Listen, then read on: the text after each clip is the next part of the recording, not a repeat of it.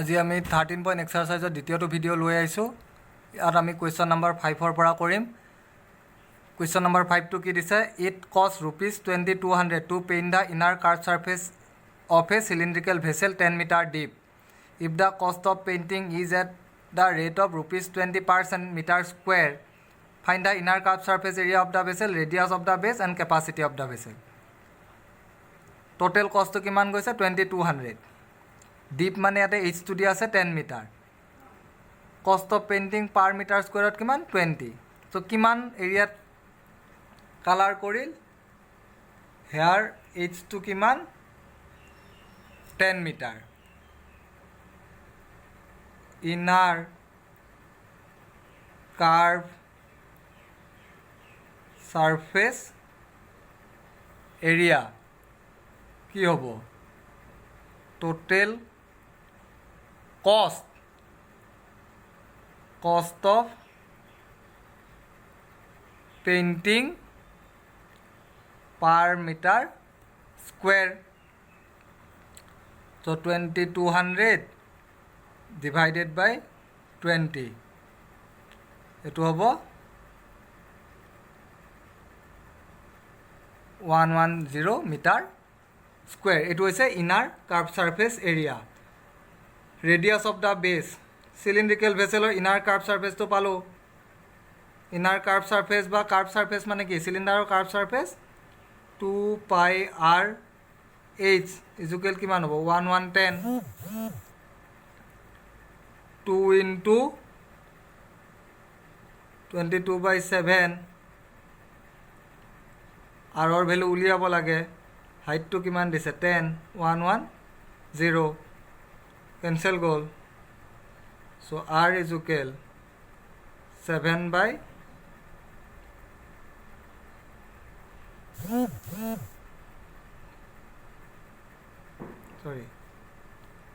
77/44। এইটো আমি কেলকুলেশ্যন কৰি পাম 1.75 মিটাৰ। নেক্সট হৈছে কেপাচিটি। কেপাচিটি মানে ভলিউম। কেপাচিটিটো উলিয়াব লাগে আমি।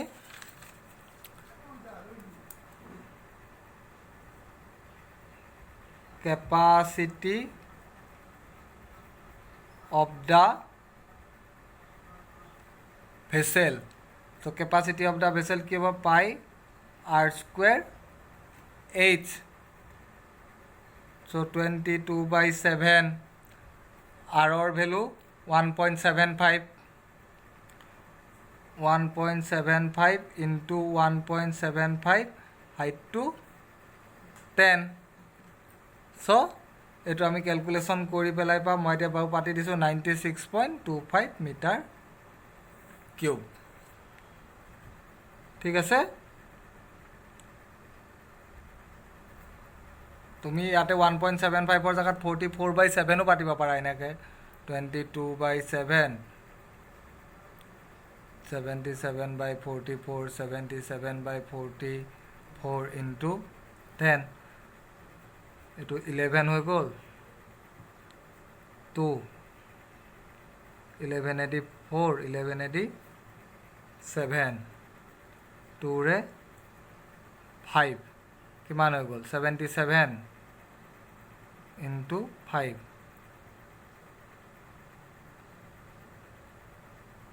385।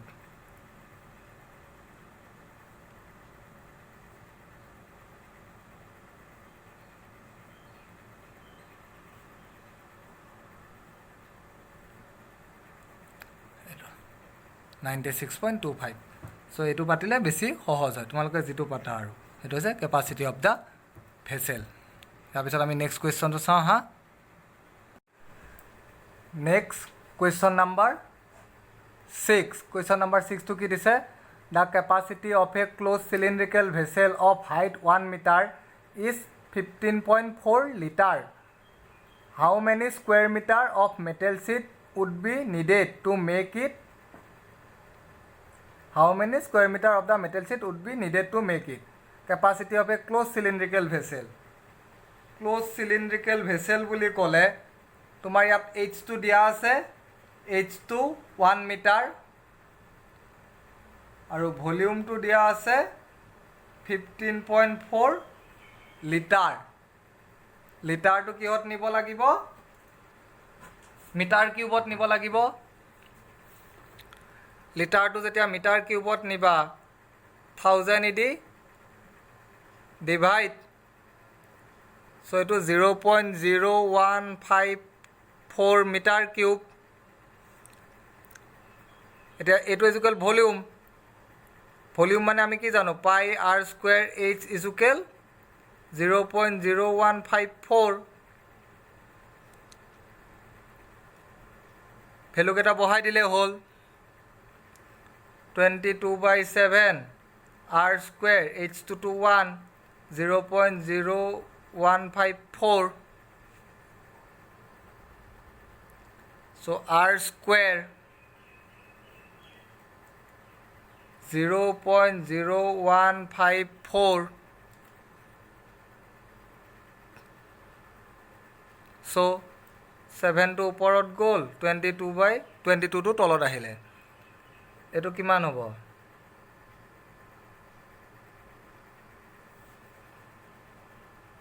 0.07 মাল্টিপ্লাই কৰিলে 0.0049 পইণ্টটো 4টাৰ পিছত আছে স্কয়াৰ ৰুট হ'ব 0.0049 so r is equal 0.07 হ'ব 0.07 মিটাৰ এতিয়া কিমান লাগিব how many square metre of the metal sheet would be needed to make it so close মানে ultimately total surface area of the cylinder উলিয়াব লাগিব therefore metal sheet required 2 pi r h plus r 22/7 r or value 0.07 eto 1 plus 0.07 0.01 eto 44 0.01 1.07 directly 107 যদি 44 multiply কৰা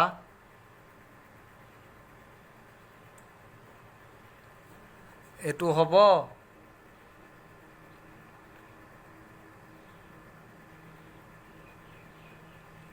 4708 পইণ্টটো কেটাৰ পিছত হ'ব 1234 1234 0.4708 0.4708 metre square কাৰণ total surface area বুজি পাইছা নহয় এটো ক্যালকুলেশন খিনি এতিয়া এটো পাতি লোৱা নেক্সট কোয়েশ্চন নাম্বার 7 কি দিছে a lead pencil consist of a cylinder of wood with a solid cylinder of graphite filled in the interior the diameter of the pencil is 7 mm and the diameter of the graphite is 1 mm if the length of the pencil is 14 cm find the volume of the wood and that of the graphite pencil dalor tumar length to dia ase graphite or diameter dia ase aru pencil dalor diameter to dia ase volume of the wood aru volume of the graphite volume of the graphite to direct ulai jabo volume of the wood to kiman keneka uliaba pencil or volume or por ami graphite or volume to minus koi dile wood or volume to ami pai jam yat h to kiman dise 14 cm radius of the pencil radius of the pencil kiman eto jodi r1 doru 7/2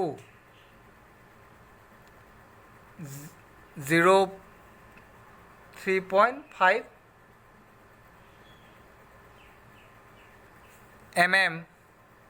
mm to centimeter nile 0.35 centimeter যেহেতু 10 mm is equal 1 centimeter ঠিক তেনেকে radius of graphite R2 এইটো হ'ব 1/2 0.5 mm মানে 0.05 centimetre এতিয়া volume of the গ্ৰেফাইটটো direct ওলাই যাব volume of the graphite পাই r square h এইটো 22/7 গ্ৰেফাইটৰ 0.5 into 0.5 হাইটটো কিমান দিয়া আছে 14 782 এটা 44 into 25 কৰি দিলে হ'ল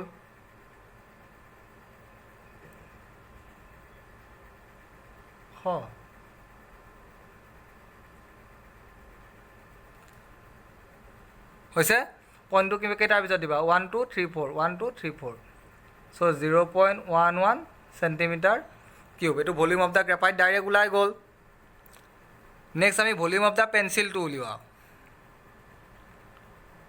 volume of the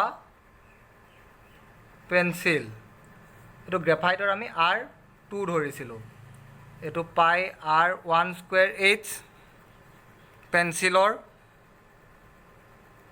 22/7 R1 square মানে 0.35 into 0.35 h2 কিমান 14 782 44 35 into যদি 35 কৰা কিমান পাবা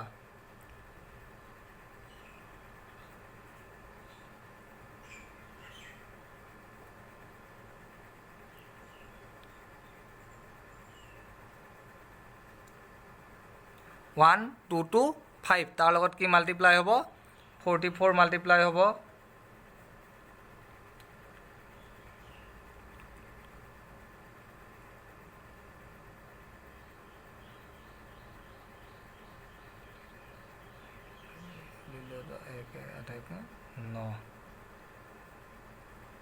এইটো হ'ব 0 0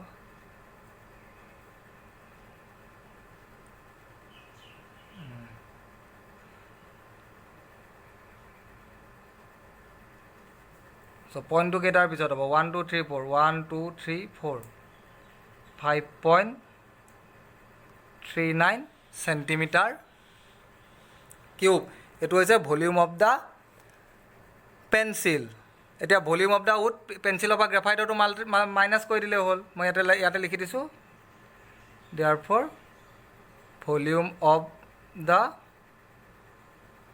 উড 5.39 minus 0.11 5.28 সেন্টিমিটাৰ কিউব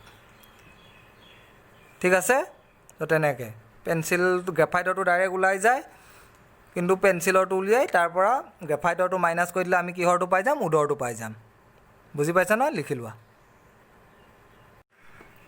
এতিয়া আহি গ'লোঁ কুৱেশ্যন নম্বৰ 8 লাষ্ট কুৱেশ্যন কি দিছে a patient in a hospital is given soup daily in a cylindrical bowl of diameter 7 centimeter if the bowl is filled with soup to a height of 4 centimeter how much soup the hospital has to prepare daily to serve 250 patient এখন হস্পিটালত cylindrical বলত চুপ দিয়ে cylindrical বলটোৰ diameter কিমান 7 centimeter আৰু কিমান হাইটলৈকে দিয়ে 4 centimeter তেনেকৈ যদি 250 জনক দিব লাগে কিমান চুপ প্ৰিপেয়াৰ কৰিব লাগিব বা 250 কাৰণে 250 জনৰ কাৰণে কিমান চুপ লাগিব ডায়মিটাৰটো দিয়া আছে 7 centimeter ৰেডিয়াছটো কিমান হ'ব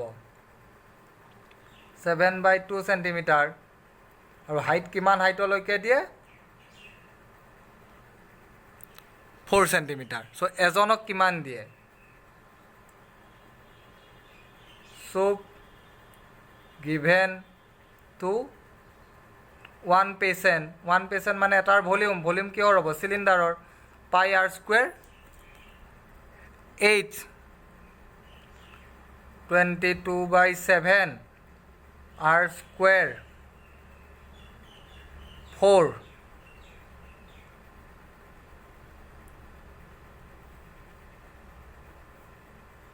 77 into 2 154 centimeter cube. Therefore, soup given to 250 patient 154 into 250 এটো যদি মাল্টিপ্লাই কৰি দিয়া 154 25 লগত মাল্টিপ্লাই কৰা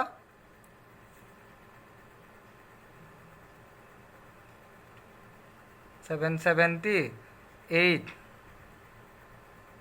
এটো হ'ব 0 এটা 0 থাকিব 38500 সেন্টিমিটার কিউব 38500 সেন্টিমিটার কিউব ঠিক আছে বুজি পাইছা নহয় সো এটা পাতিলো আমি নেক্সট ভিডিওটোত আমি 13.7 এক্সাৰসাইজটো কৰিম থ্যাংক ইউ